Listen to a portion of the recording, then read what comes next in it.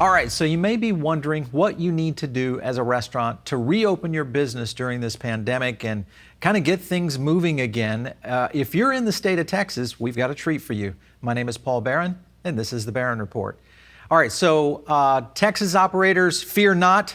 We have your superwoman right here on the channel with us today. I've got Emily Williams-Knight, who is the CEO of the Texas Restaurant Association. Great to have you. Thank you very much. Hello. All right. So obviously we are looking at a ton of activity right now around the country, places like Georgia, et cetera. A little bit about what's happening there in the state of Texas in terms of a reopening plan. Yeah, sure. And maybe I'll just take a little bit of a step back and kind of talk about how we arrived here today. So Sure. Before the crisis began, we had 50,000 restaurants in Texas. We employed 1.4 million people. But we also did about 70 billion in revenue. So if we just think about February 1, life was really good in Texas. And now we think about where we sit today in that about 4 days ago, the governor allowed us to reopen restaurants at 25%. In Texas, we feel really grateful that we were able to partner with the governor's team and the lieutenant governor's team to put together a set of guidelines to help restaurants reopen. So we're just in day 5 or 6 now of our reopening. And, it's been actually pretty quiet, and that's a good quiet across the state. So we've got operators and customers figuring out how they're going to work together. We've got about 40% of our restaurants open, which is what our latest survey data shows. Probably more than we thought would open initially, but that's a good sign. It's a good sign that customers came back last weekend, and it's clearly just the beginning of our journey of what this new restaurant industry is going to look like across our state. Yeah, I want to make sure I got the number right. You said 40% of the restaurants are open. You're talking about voluntarily, once the reopening was approved, you're saying about 40% or so have actually reopened. That's exactly right. So those that could, we do know, unfortunately, that we've lost about 10% of our restaurants already. So those are restaurants that have already said, we're just not going to reopen. I think that number will continue to grow. But of those that were able, about 40% did open their dining rooms over the last 4 or 5 days. So in the state of Texas, obviously your case count, we won't get into a lot of that, but the point is Texas was not as hard hit as some of the, kind of the centers of concern around the country. That's right. Even us here in Florida, we kind of thought we were going to take it a little harder than we did. We've seen states like Georgia, obviously, who opened a little bit earlier with last week. Also, ironically, they had about the same number. Our Foodable Labs data was showing about 44% of the restaurants that could reopen actually did. So that's kind of interesting that's very similar to what you guys are showing there in Texas. Let's go into kind of the process for reopening for an operator. What were some of the expectations? What are some of the, kind of the processes they have to jump through in terms of being able to get back their business and start it again? Yeah, I think, one of the things I think that we're probably most proud of is that we've stayed lockstep with Governor Abbott through the entire pandemic. And so even before we were officially shut down as dining rooms, he really was in constant communication with us. It was never the intent to close dining rooms. We're a huge economic engine for the state of Texas. But really, at the end of the day, it was about public health. And so about 2.5 weeks ago, we formed a group, which was some of the top chain restaurants, so Brinker, Darden, Pappas, Raising Cane's, some of their leaders in operations, along with some of the folks that are in our large independents that make up Texas. And we built a recovery reopening task force. That task force put together a set of guidelines. It's called the Texas Restaurant Promise. And the way we designed it was we believe the promise really is between the restaurant and the consumer. That the only way you can rebuild trust is if you have something to work towards together. That was submitted to the governor's office, and that actually is what came out as the minimum health protocols that are being used by restaurants across the state. So I would just say, compared to a lot of other states, I think we've had a very good opening because of communication and because of a very clear set of guidelines. And most important, the governor made it a statewide mandate. So we did not open county by county with different rules. And that's really helping operators that operate more than one restaurant be successful right now. Very cool. We're getting a chance to talk to quite a few operators around the country that are in the middle of this reopening process. I'm kind of curious, in the state of Texas, what kind of we're hearing distancing of tables, 25% capacities, masks. Is there anything that is in your opening guidelines that's interesting, or is, in your opinion, something that we really need to take note of, maybe to prepare other operators? Yeah, I think a couple of things. One is that we were able, two of the waivers that we secured during this pandemic, one was for retail bulk items, and the other was for curbside alcohol. Both of those Okay. remained in the opening. And why I think that's important first is that as you start to reopen your dining room, we actually have other revenue streams that we can still rely on. So those remained. Within the restaurant itself, there are sort of a couple key elements. One is social distancing. So parties have to be 6 feet apart, but we didn't tie anything to occupancy rates and numbers, Oh, meaning that okay. we tell restaurant owners that you lay out the floor as long as right now you don't cross the 25% occupancy number inside your building, right? So instead of Okay. saying you can have X feet and X numbers and X number of people, we really left it to the restaurant to make that decision. That's number one. Sanitizing every single dining space before and after a guest comes or that party is seated, disposable menus to make one less contact point, right, for the consumer. And then we got a very important decision last night by the governor is that our outdoor patio space in Texas is significant. And Yep. this time of year, so he actually waived the occupancy requirement on patios. So as long as restaurants are now following 6 feet apart of social distancing, no more than 6 at a table, and sanitizing as the protocol state, they can actually expand their patio occupancy. And that's a huge win for restaurants that we know 25% is not sustainable. Yeah, that's a really great point, is that with the patio, man, that's huge. I was not Yeah. aware. I hope other states follow that, because I could see that being a really big opportunity to help these restaurants truly come back, because that's my biggest concern is with 25%. I mean, it's literally like you're going into a restaurant with two arms tied behind your back. Yeah, you just can't. That and the food shortage, right? The meat Not a shortage, those great one. two things, not great. Yeah. Okay, well, let's kind of go into that. So obviously operators are kind of restructuring how they're going to open with the distancing side of it, staying within the terms. Let's move over to the consumer side a bit. In Georgia, we were looking at their lift in terms of the last 8 weeks. It was not significant. When you look at consumers that were trafficking restaurants in January versus what was happening last week, it was a fairly small percentage. In fact, it was around 10 to 12%. Do you feel that that's going to be kind of the case in Texas? Do you think we're going to see a slow comeback here? What's your thoughts there? I do. I think the good news is the big question going into the weekend was, would consumers return? And they did. And so many of our dining rooms saw about 1 to 1.5 turns on 25%. So that's All not a right. sustainable business model by any means. So I would say we probably are going to be very similar to Georgia in our numbers. I think that what's helping right now is that curbside and delivery stayed very strong through the weekend. And Right. it started this week, right? So if we think about it, you're not going to cover your labor even on 25%. But if you're Yep. still doing a very strong curbside and delivery, it may sustain. And I think the really important point is, we've had a lot of restaurants say, Emily, when can we get to 50%? And I think our answer continues to be that if we start at 25%, we're going to get to 50% a lot faster than starting at zero. And so we Yeah. just keep saying to people, it's about flexing the muscle on this virus and making sure that our hospitalization rate doesn't increase. And I think our governor will very, eagerly want to increase the numbers, but he's got to balance public health with the economy right now. Is there a requirement for consumers to wear masks inside the restaurant? Any kind of entry protocol that's involved? It's a good question. This has come up a lot this week. So there's no statewide mandate on masks or face coverings, as we call it, for restaurants or employees.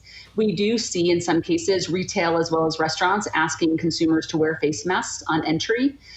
So we do see some restaurants asking guests to do that. It's not a requirement, but I think that the consumer is going to vote with their feet and they're going to go where they feel safe.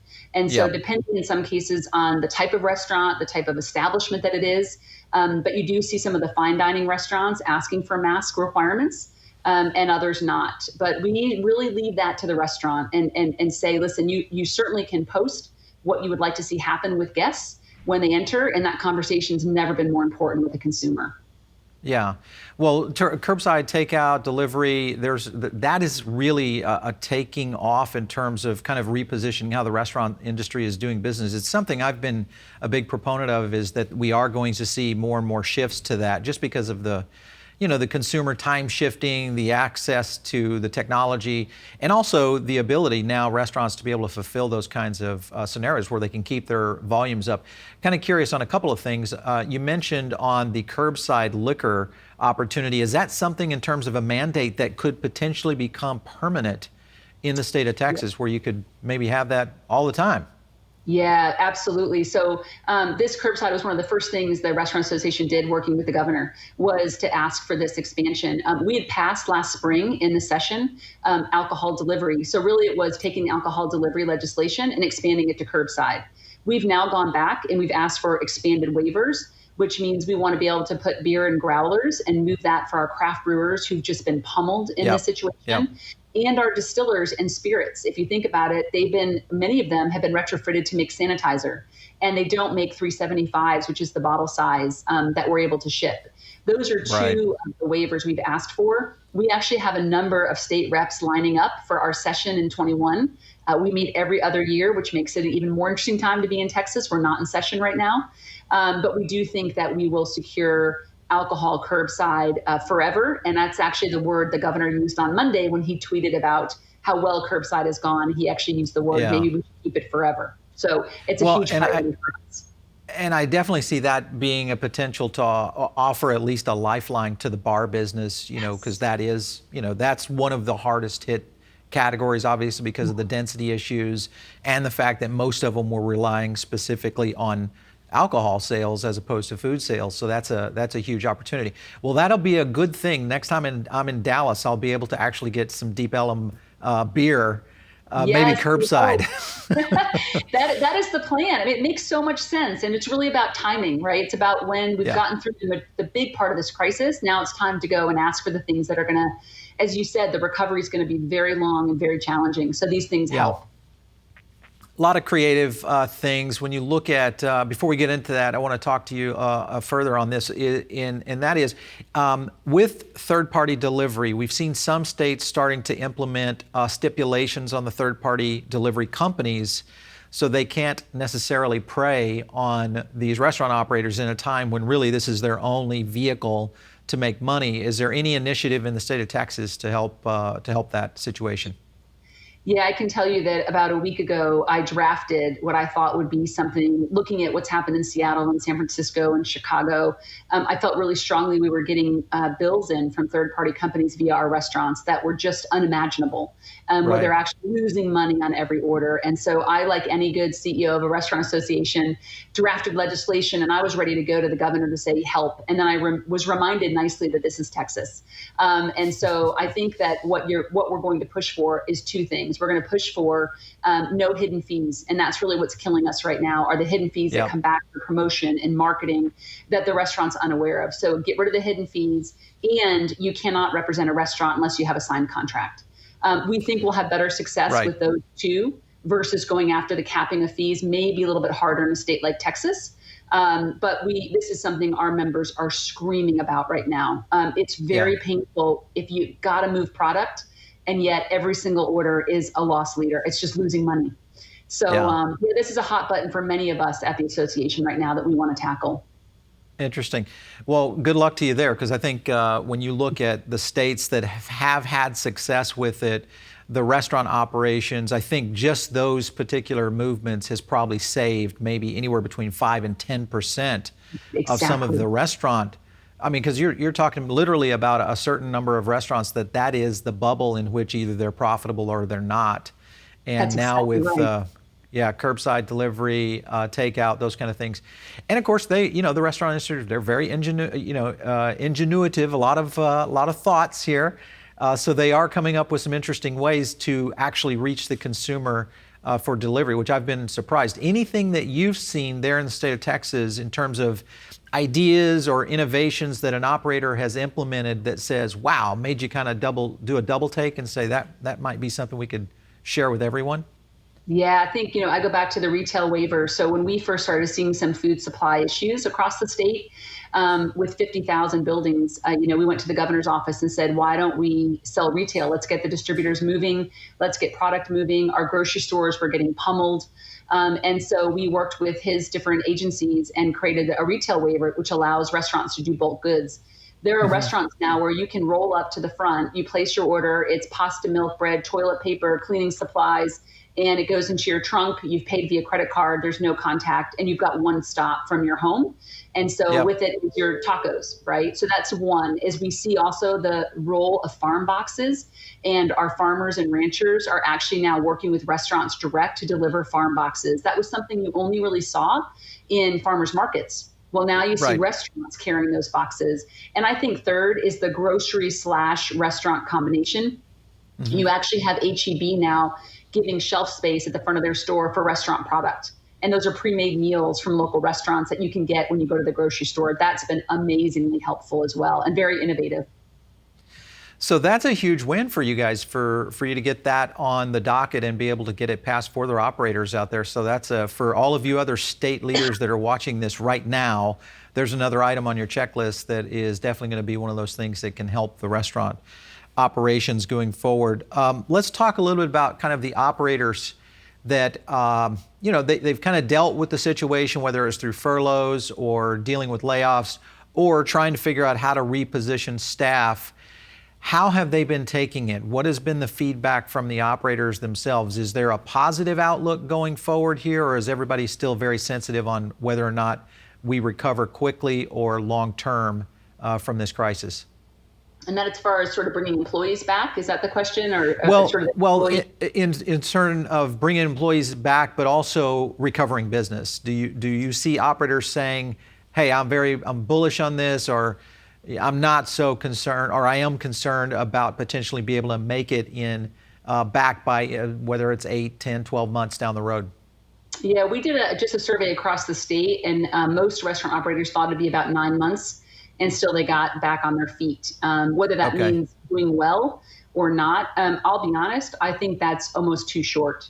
I think it may take longer. The evidence we have in Texas is post-Harvey, which was only 60 counties. It was 18 months.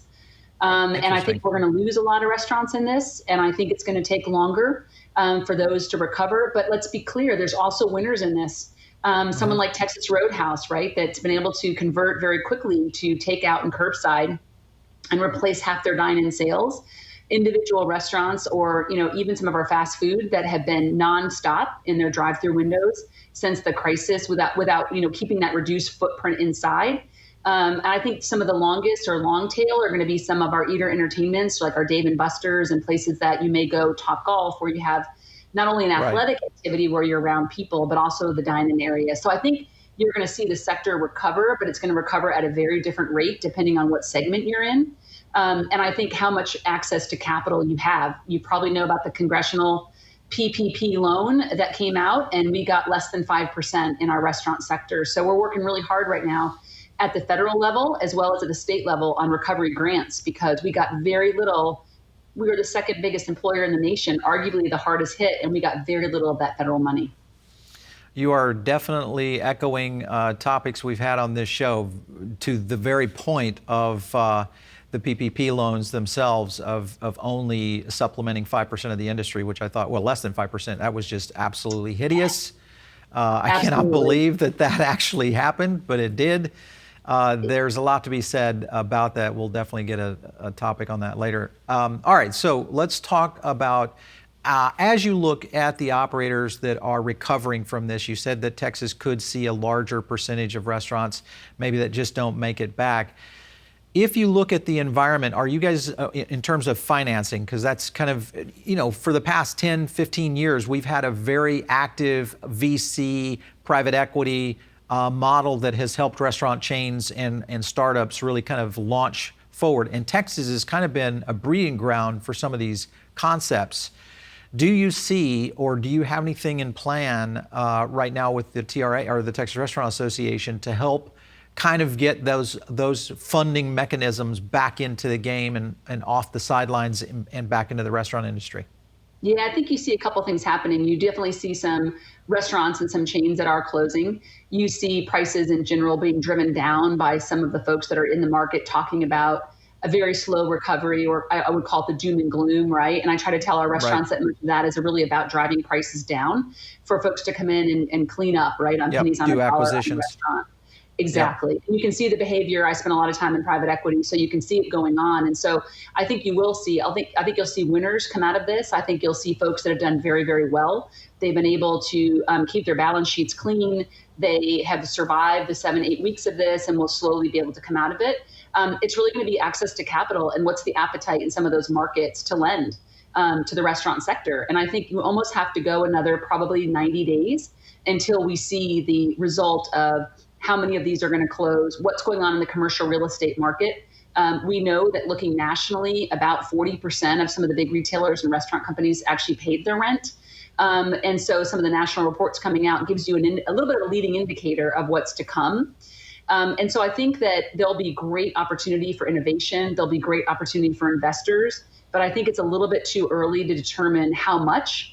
And you're right, for Texas, we had 31 of the top chain restaurants are actually domiciled in Texas and a Yep. majority in North Texas. So this is a huge business for us, not only for restaurants on the ground, but for just the economic impact of having those companies in our state. Yeah, So for sure. yeah, the financing of this is going to be, we know it's not going to come federally. For the independents, we're hopeful in recovery grants. But for the large chains, I think it's going to be their ability to either private equity or private money is going to be key. Yeah. It'll be interesting to see if any combinators come out, any kind of initiatives through private equity that can kind of help with what could be some resurrection of some chains or concepts that are really starting to pivot to curbside delivery, et cetera, more virtual product. Do you guys have a lot of virtual concepts being developed, like the ghost kitchen, dark kitchens being developed there in the state of Texas? Yeah, we're definitely hearing about. It was growing before, kind of behind the scenes, the idea of ghost kitchens, and I think people were fearful of ghost kitchens. I think what it's brought to the operator's mind now is ghost kitchen actually can be a way to scale your business. Right. And a way to thoughtfully scale it. So I think that what you see is I spent years in higher education, and online was still something that was foreign to a lot of leaders. And yet now you look at what online has done to education. It's forced the disruption that was starting to occur 15 years ago. I think you're going to see the role of technology in this, and the idea of using third parties to help scale your business will be, I think, will be very, not only receptive, people are receptive, but they're almost going to be forced to think differently about their business. And that technology, I think you're going to see massive investment on, whether it be the way consumers interact with the brand, but also how that restaurant operates. It may not be a large physical building anymore. That may just be one delivery outlet. And for your, a ghost kitchen could be the way they're actually producing quite a bit more. So I think that's some of the scary parts of what was going on in the sector, I think, are feeling less scary to people. And they're seeing them more as opportunities to survive and grow than they are as a competitor.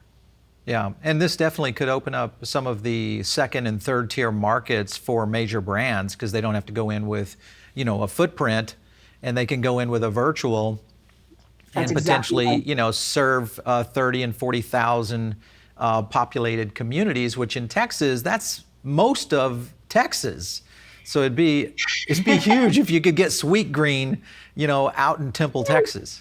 We love Sweet Green, and you're exactly right. And I would say this, I think the governor's thinking a lot about the food supply chain, and we've got some growing food insecure areas across the state. I think you're going to see nationally, we definitely are dealing now with a protein crisis. So we've been on the phone the last couple of days with our big distributors and broadliners and even the governor's office. And I think reporting from Nebraska and Iowa and other parts of the Midwest are all reporting that as restaurants try to recover, now they can't get access to beef and poultry. I mean, it makes you think about how we have to reimagine the supply chain going forward to support restaurants. And as your point, smaller communities, we don't need maybe a very large footprint. We just need a way to get food there and food prepared in the way the customer wants from that brand, but it may not just be in individual locations anymore. Yeah, I think you hit on a good point, and that is that our supply chain is very fragile. Obviously, this has kind of exposed some weaknesses that we have in the supply chain. Primarily, it's been our just-in-time, inventory system and mechanism that we've kind of built across America. And I think a lot of people are rethinking that today as we go forward. Last question for you, Emily, and that is the Texas Restaurant Association. You guys obviously are one of the leaders out there that's kind of breaking the mold in terms of associations helping their industries. What is kind of next for you? You guys have a big show every summer. How is all this going to transact? What's the process here? Great question. I'm just, first of all, so proud of the team. I'm so proud of the way what we found is information is everything right now. And whether it be federal, state, or local, our ability to talk with our members, to make sure they have the latest and greatest, and frankly, one source of truth. In a time in a crisis, you need one source of truth. And that's sort of the role we've played. And so I think for us, we have a show every year. It's the second biggest in the country. We just announced last night that show is moved to August. It was scheduled for June, and we're really looking at this as a way, we've rebranded the show, and it's really about the next generation of restaurants. And so we hope to bring people safely to Dallas.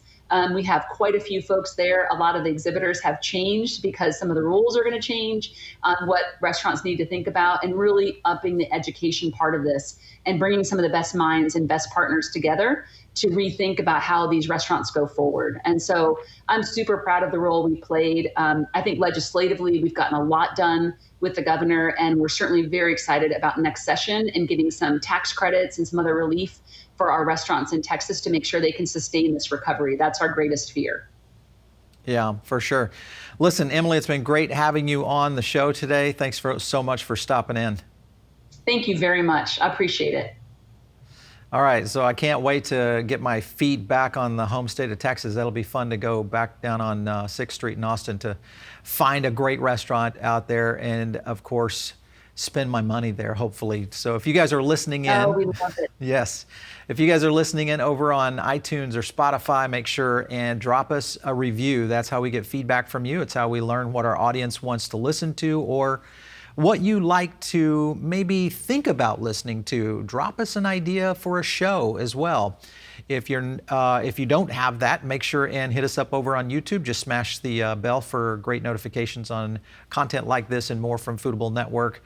And of course, if you want to reach out to me, hit me up on Twitter @Paul Barron, and we will catch you next time right here on The Barron Report.